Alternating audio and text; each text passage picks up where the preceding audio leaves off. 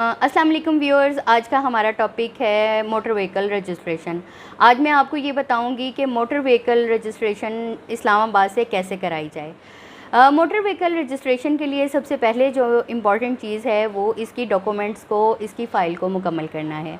तो तरीक़ेकार बताने से पहले मैं आपको ये बताती चलूँ कि जो मोटर व्हीकल रजिस्ट्रेशन के लिए डॉक्यूमेंट्स हैं वो कौन कौन से डॉक्यूमेंट्स हैं और उसको किस अंदाज से आपने अपनी फ़ाइल को मुकम्मल करना है। सबसे पहले तो जो मोटर व्हीकल का मालिक है उसके शनाख्ती कार्ड, कंप्यूटराइज शनाख्ती कार्ड की जो कि एक्सपायर ना हो चुका हो उसकी फ़ोटोकॉपी।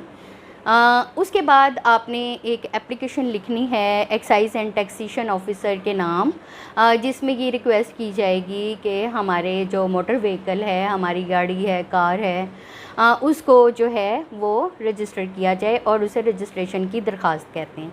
फिर उसके बाद जो तीसरी बहुत अहम चीज़ है मोटर व्हीकल रजिस्ट्रेशन की फ़ाइल को मुकम्मल करने के लिए, वो उसकी परचेज़ का सबूत है कि जो गाड़ी है वो किस तरह से ख़रीदी गई है।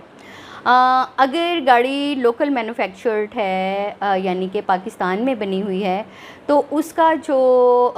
परचेज़ का प्रूफ होगा उसमें सेल इनवॉइस हो सकती है, सेल सर्टिफिकेट है, रिलेटेड जो दूसरे डॉक्यूमेंट्स हैं जिनके ज़रिए गाड़ी ख़रीदी गई है, वो तमाम डॉक्यूमेंट्स में से कोई एक डॉक्यूमेंट हो सकता है। इसी तरह अगर गाड़ी इंपोर्टेड है, यानी कि बाहर से मंगाई गई है, तो एंट्री बिल, लोडिंग बिल,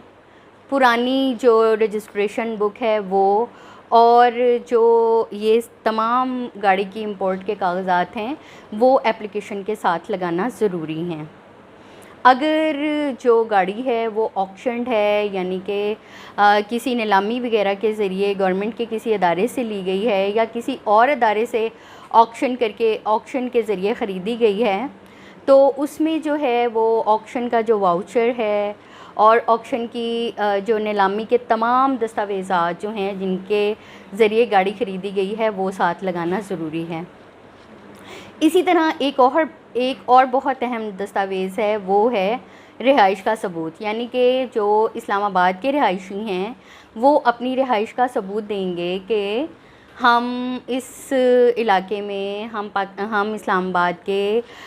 जो भी रिहायशी इलाका है जिसमें आप गाड़ी इस्तेमाल करना चाहते हैं उसकी रिहाइश का सबूत देंगे। और उस रिहाइश की सबूत में हो सकता है कोई किरायानामा, मलकियत का सबूत,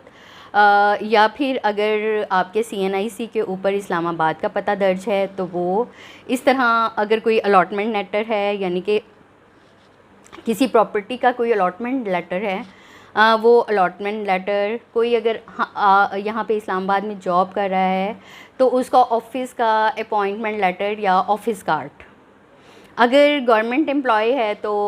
उसका भी अपॉइंटमेंट लेटर या फिर ऑफ़िस कार्ड का साथ लगाना बहुत ज़्यादा ज़रूरी है। तो व्यूअर्स, इन डॉक्यूमेंट्स के साथ जो फ़ाइल है वो मुकम्मल हो जाएगी। और उसको अब मैं आपको यहाँ ये बताती चलूँ कि फ़ाइल मुकम्मल होने के बाद जो गाड़ी की रजिस्ट्रेशन है उसका एक्साइज़ एंड टैक्सेशन के ऑफ़िस में रजिस्टर कराने का तरीक़ेकार क्या होगा। तो स्टेप बाय स्टेप चलते हैं। सबसे पहले जैसे मैंने आपको भी बताया, रिक्वायर्ड डॉक्यूमेंट्स के साथ, अभी जैसे जो मैंने डॉक्यूमेंट्स बताई हैं उनके साथ आपकी फ़ाइल को मुकम्मल करना। उस मुकम्मल फ़ाइल को आपने एक अच्छे से फ़ाइल कवर में लगा के उसके ऊपर सब्जेक्ट लिखना है और जो है आपने एक्साइज़ इंस्पेक्टर के ऑफ़िस में चले जाना है। जो इस एक्साइज़ इंस्पेक्टर हैं वो आपके ये जो तमाम फ़ाइल हैं ये लेके एक फॉर्म F जो है वो एक्साइज़ की विंडो से आपको मिलेगा, एक्साइज़ इंस्पेक्टर साहब आपको देंगे। वो जो फॉर्म है उसको आपने मैनुअली फ़िल करना है अपनी फ़ाइल के मुताबिक, और उसके बाद आपने जो फ़ाइल है वो एक्साइज़ इंस्पेक्टर के हवाले कर देनी है। जब एक्साइज़ इंस्पेक्टर साहब उस फ़ाइल को मुकम्मल देख के आपको डाटा एंट्री ऑपरेटर के जो विंडो है वहाँ पे आपको रेफ़र कर देंगे। आपने डाटा एंट्री ऑपरेटर के पास उनकी विंडो पे जाना है اور جو ہے وہ جو آپ کے پاس فائل ہے وہ انہیں جمع کرا دینی ہے۔ فائل جمع ہونے کے بعد وہ آپ کو اتھینٹیکیشن کے لیے، فائل کی ویریفیکیشن کے لیے کچھ ٹائم دیں گے، اور اس ٹائم کے بعد آپ کو اس آفس کا دوبارہ وزٹ کرنا ہوگا۔ جیسے ہی وہ ڈاکومنٹس مکمل ویریفائی ہو جائیں گے، جو ایکسائز آفیسر ہیں وہ اس کی مکمل تصدیق کر لیں گے، تو جو ڈیٹا انٹری آپریٹر ہے اس کی تصدیق کے بعد جو فارم ایف ہے اس کو کمپیوٹرائزڈ ایشو کریں گے، اور کمپیوٹرائز ایشو کر کے وہ جو اپلیکینٹ ہے جو گاڑی کی جو رجسٹریشن کرانا چاہتے ہیں ان کو وہ ایک جو کمپیوٹرائز فارم ہے وہ دوبارہ دیں گے، فارم ایف جس کو کہتے ہیں، اور فارم ایف کو کمپیوٹرائز کے اوپر بھی اپلیکینٹ کے دوبارہ سائن کروائیں گے۔